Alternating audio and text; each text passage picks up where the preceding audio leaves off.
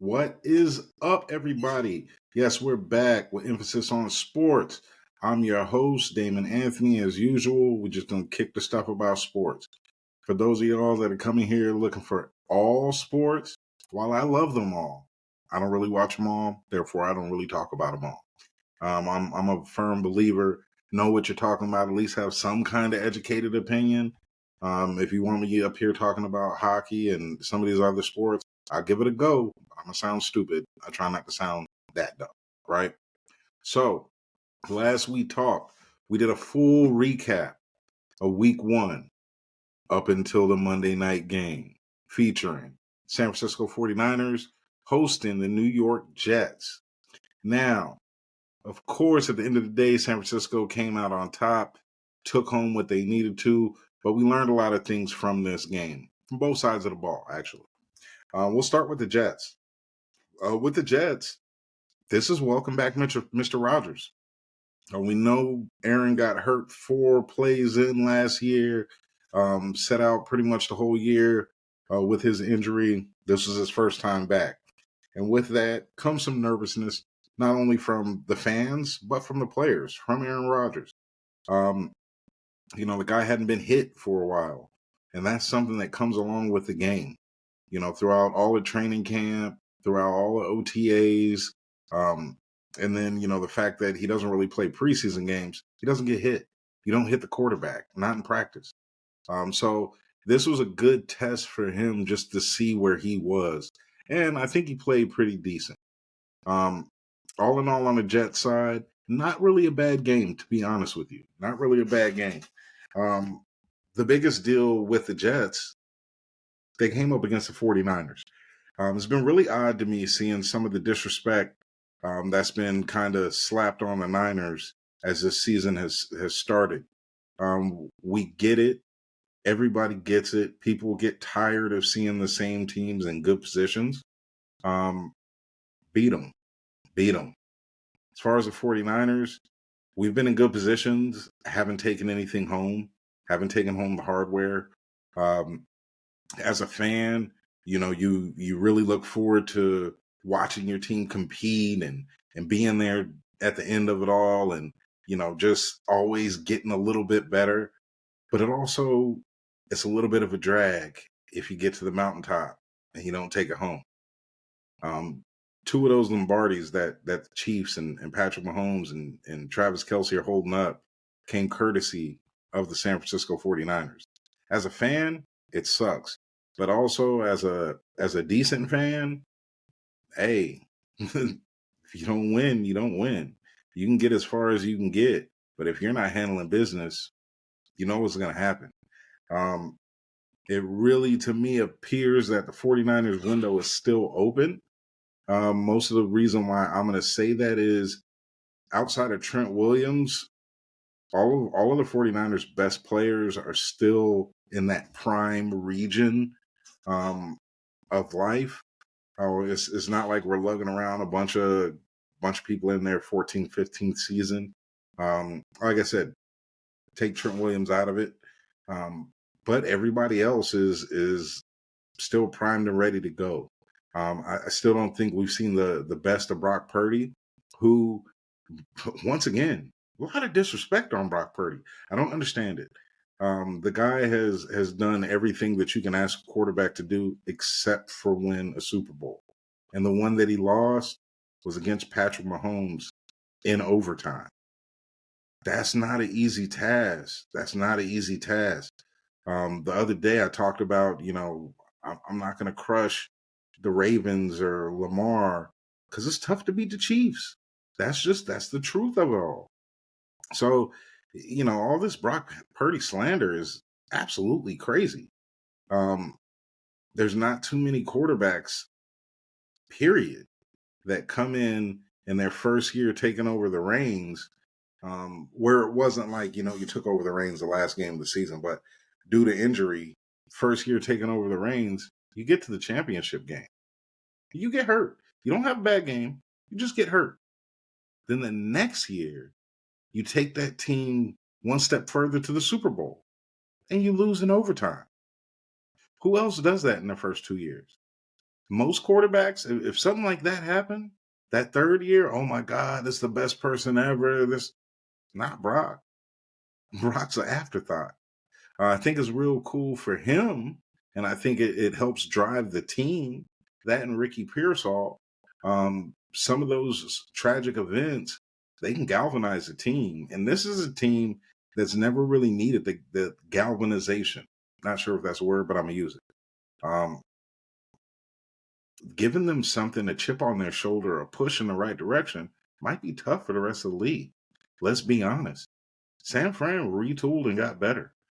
Right now, they're still without some key members to their defense. CMC still hasn't suited up and might not for week 2. Might be a little scary in the NFC. We shall see. Niners have some games on the schedule that's going to tell everything that needs to be told. Everything, right? So now let's move on to this upcoming week. We got some really, really, really good games. I'm going to go kind of brief on them. I will do a full recap after the Thursday game because the Thursday game is huge in and of itself. We could probably talk for an hour on that, but I'm not going to. Thursday night, we got the Buffalo Bills at the Miami Dolphins. Now, this one looks great on paper, on whatever you want to look at it at. It's an AFC East matchup. A matchup that 20 years ago wouldn't have meant much, but right now this is huge. The AFC East is kind of wide open.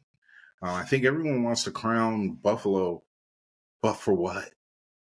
What have they done? Nothing. Absolutely nothing. In the same vein, neither has Miami. Neither has the Jets. Remember, the Patriots ran that division for a good long time. Now it's still anyone's division. As good as Buffalo may be, they've went through a lot of change. And we did see how they struggled a little bit with Arizona starting that game. And then they got it together and yeah, they won the game. Same thing with Miami. Miami comes in with this huge offense that's supposed to just run up the score and do whatever they want. They struggled with Jacksonville a little bit. They picked it up as the game went on. We all saw what happened with the Jets. The Jets are going to be a good team. They're going to be a solid team. They just happened to play against a better team on Monday. No more, no less. Not going to knock them down a bunch of pegs. So this game on Thursday is huge at the beginning of the season between division rivals who not only could win the division, but could compete for a Lombardi. The tools are there. The players are there. We may have, seen that Buffalo Bills wide receiver room change around a little bit, but everyone loves to give a lot of credit to Josh Allen. If you're going to give the man the credit, if you're going to pat him on the back, then they should be competing, right? You look at Miami, re-signed Tua, Tyreek's there, Waddle's there. They got a great backfield. Apparently, Mostert's a little bit hurt, but A-Chain, solid. They got Jeff Wilson Jr., also solid. No, he came from the 49ers. I know what he has. The guy can play. The guy can run. He tear up that field.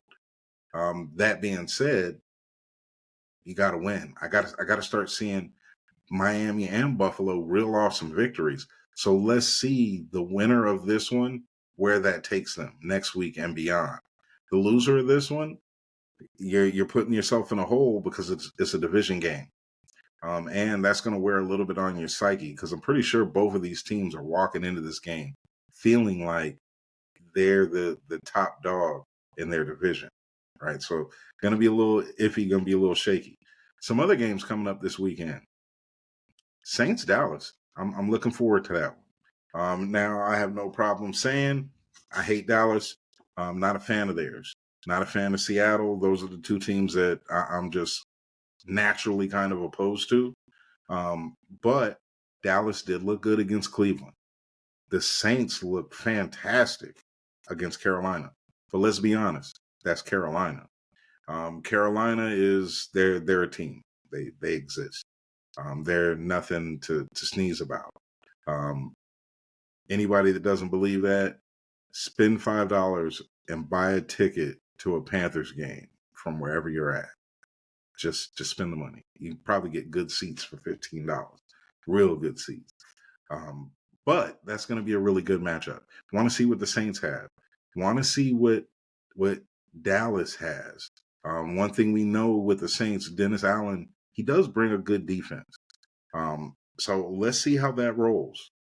Tampa Bay at Detroit, another big one, another big one. That's two division winners from last year, lining them up. We saw what Tampa did last week. Baker came out and he looked nice. He's looking like the dude at Oklahoma. He really is what we expected. Godwin's out there, Mike Evans out there, and them boys look good and prime. They look like Super Bowl year. Let's see how this team continues to look. I know that defense is going to be good too. We also know Detroit. Detroit, they're ready. They taste it. They believe. This is a good test for them. The Rams, that's one thing that's emotional test. Tampa, there's no emotion. Line them up. Here's another tough team. What are we going to do? What are we going to do? Right? Now, the Niners this week have Minnesota, where a lot of people may think, Minnesota, no problem. But it's in Minnesota. And anyone that knows for whatever reason, the Niners have a problem with the Vikings in Minnesota for like 20 years or so. It's real weird, real odd. I was talking about this today with somebody. I remember that Brett Favre year with Minnesota. The Niners jumped out, to the season 5-0, I think maybe 6-0, and then had a game in Minnesota. And Brett Favre threw a last-second laser back of the end zone, walk-off touchdown. Vikings win, skull. And the Niners never recovered from that. And I don't think they've recovered since as far as trying to beat Minnesota in Minnesota. So as a fan, even though I know the team is good, shaky, a little nervous. Not going to lie to you. There's a few other games that have a little bit of interest. The Browns and the Jaguars, both of them coming off of losses. Both of them are teams that should be pretty good. Maybe not great, but pretty good. Should be eyeing the playoffs. Now, one of them is going to go 0-2. One of them is going to be 1-1. Let's see what it is. I just don't know. That Browns line looked real suspect. Made Deshaun look real terrible. Meanwhile, Jacksonville, some timely turnovers. Just some things that could be fixed that could have won that game last week. Now they're playing against a good D. They are playing at home, but let's see what happens. Right? You got Kansas City and Cincinnati. That's a real big one. We've seen a lot of reports and a lot of pictures and a lot of weird shit with Joe Burrow and is his wrist okay? Can he pick up a Gatorade bottle? I don't know. I don't know about all that. What I do know is they didn't play well last week at all, offensively or defensively. New England, they're not supposed to beat Cincinnati. Now let's see what happens when they're going out and they're playing Wolves.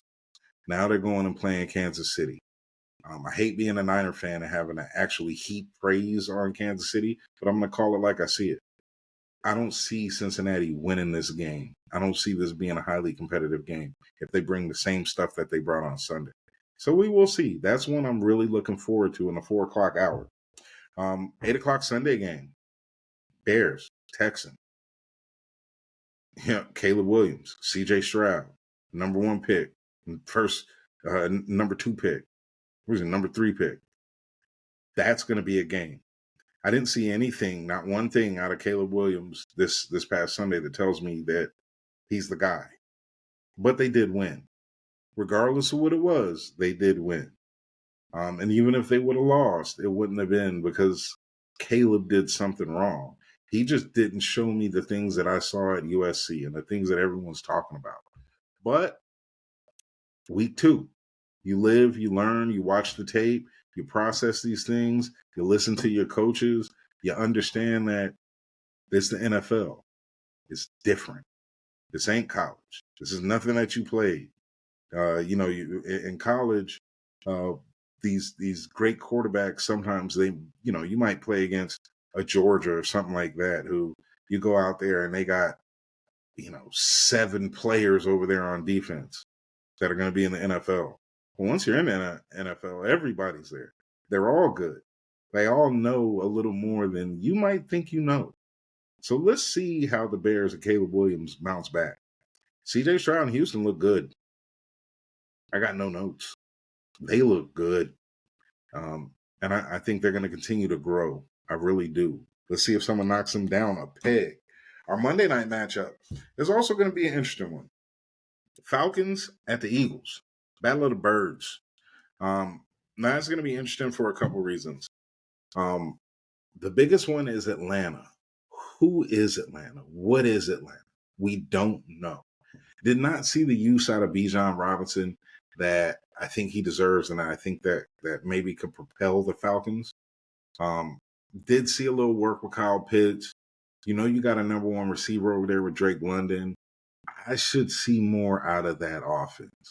Didn't really see. I understand Pittsburgh has a good defense, but that offense didn't look like it had really practiced that much together. So let's see what happens there. On the Eagles side, they're coming off a good victory against the Packers. Saquon looks phenomenal. AJ Brown, Devontae Smith, they look like the same player. Let's see if Hurts is going to continue what he's been doing. We know how last season wound down. After that 49er game, the Eagles weren't the same. Hurts wasn't the same. Might have been due to injury, might not have. Time will tell. This is a good way to really kick that off. Winning that game in Brazil, I don't really give anybody a lot of pluses for a game like that in Brazil. Nothing is normal. You don't have your regular things. You're not practicing the same. You're not even the same as a normal road game. The timetable, your schedule is off. Sleep and all of those things are off. So you go out there and you win that game. That's fantastic. Now you're back at home. Now let's see what you got. Now you're getting up and you're pulling up to the link. Let's see what Philly's going to do, because I really don't know. But, I mean, with that said, man, first week was awesome. It was real cool to see. Glad football is back. Really am. I know this season's going to have a lot of interesting plot lines and storylines. There's always something going on. And I'm here for it. College, hey, look, anybody that's watching, listening, that's paying any attention, go look at the college schedule the first 3 weeks in October. There's some Saturdays there where I'm telling you, I got to be locked in and watching with this realignment. The whole realignment thing is real. It's crazy, but it's cool. I mean, we're going to see Georgia versus Texas in the regular season. That's dope. That's dope. I know coming up for myself, I'm a USC fan. USC is about to play Michigan. Real cool to see. There's a lot of great ranked matchups, even just great name matchups in those first 3 weeks that just the football fan, the sports fan in me is really looking forward to. I know basketball's coming up, or baseball playoffs is coming up. Basketball's coming. We'll talk about that when we get there. Trust that. But baseball playoffs are coming. Who's gonna get it done in the AL? Obviously, it looks like you're going to be looking at the Yankees. You're going to be looking at the Guardians. My bet is on the Guardians. Sure, I live in Northeast Ohio, but there's something about that team and the way that they grind. They really play for each other, it really seems like, and it looks like they have fun. It's like watching a Sandlot pro team. So don't really know what's going to happen, but looking forward to seeing it. In the NL, is anyone going to knock the Dodgers off? The Dodgers, they're the cream of the crop out there. They're the top dogs. Who's going to get hot? Whose pitching staff is going to wear down the Dodgers? Whose relief pitchers is going to be able to hold them off? I don't know. Really looking forward to seeing how these playoffs roll. I'm much more of a fan of playoff baseball at this point in my life. Share something with you. I used to love baseball. In 2007, as a Red Sox fan, 2007, I think I might have watched 160, maybe 159 regular season games of the Sox. Then watched every playoff game. Celebrated when the Sox won. Absolutely loved it. Since then, it's been a little bit of a decline. Those COVID years really pulled me out of baseball. Just the game wasn't the same without the fans. When that ball cracks off the bat for a big hit, big home run, nothing like it. Nothing like that strikeout on a shutout or just to get out of a jam. Nothing like it when that crowd goes crazy. When that went away, I kind of chilled out on baseball and just started watching other stuff. Some of my favorite stuff to watch during those times, ESPN El Ocho. You give me any of the weird stuff. Cherry pit spitting, um, stone skipping. What's the slide, the oily stairs. I watched a good juggling dodgeball match. That stuff was cool because it was stuff I never seen before. Get a good laugh, bet $1 with a friend, bet a shot with a friend. But it was just different. But when the fans weren't, sitting there with a lot of the sports that I was used to watching, it took away from the whole atmosphere. So baseball just wasn't it. Football kind of stayed in it with me because for the most part, the camera's, looking at the field. And you could just pump crowd noise. I can care less about the crowd. I really just, love the game. Basketball was kind of the same way.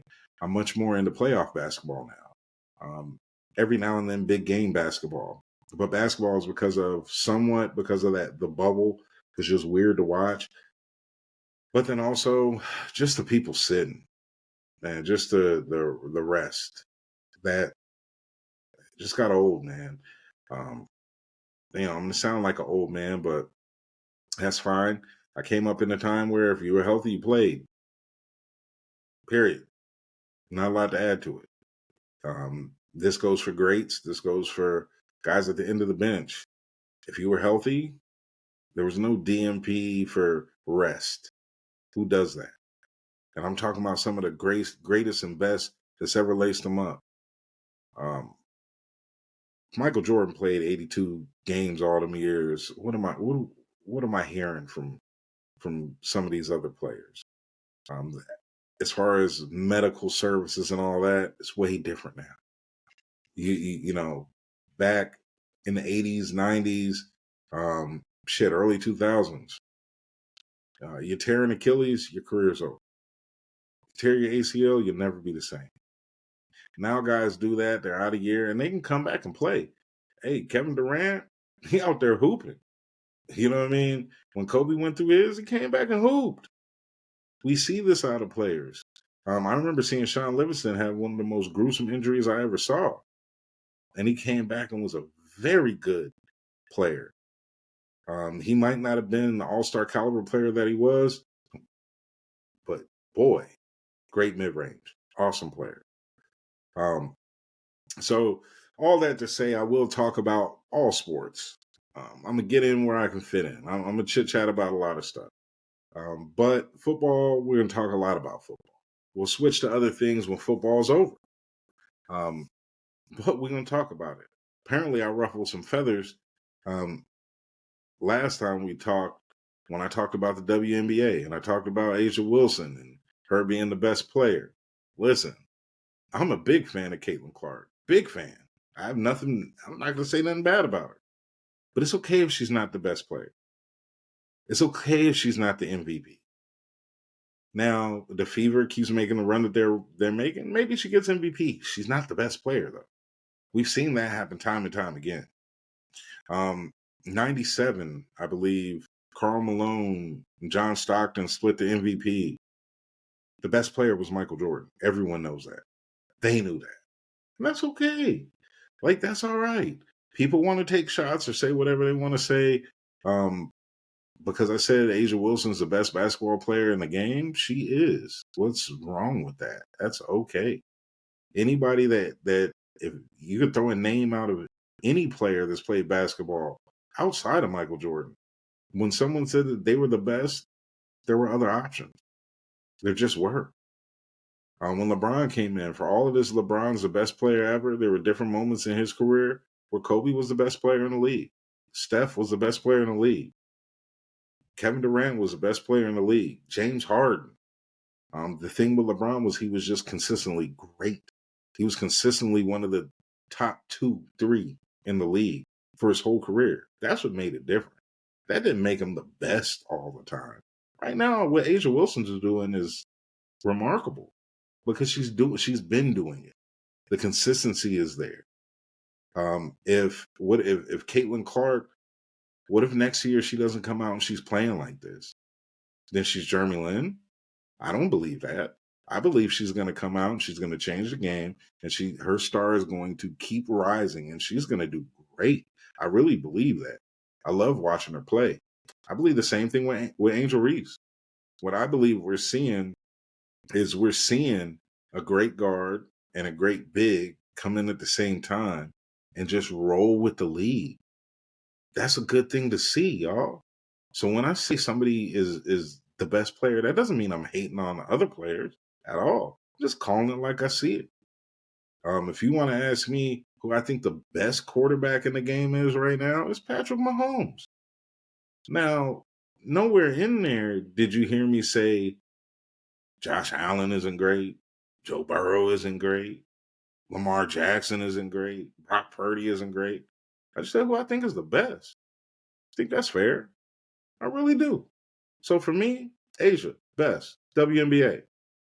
Caitlin Clark, she's on her way to being the best. She's not there yet. In order to beat a big dog, you either need to beat the big dog or wait till the big dog sit on the porch. Hey, look, that being said, I'm up out of here. Y'all have a good night. Be good at it. Do your thing. Love y'all. Till next time.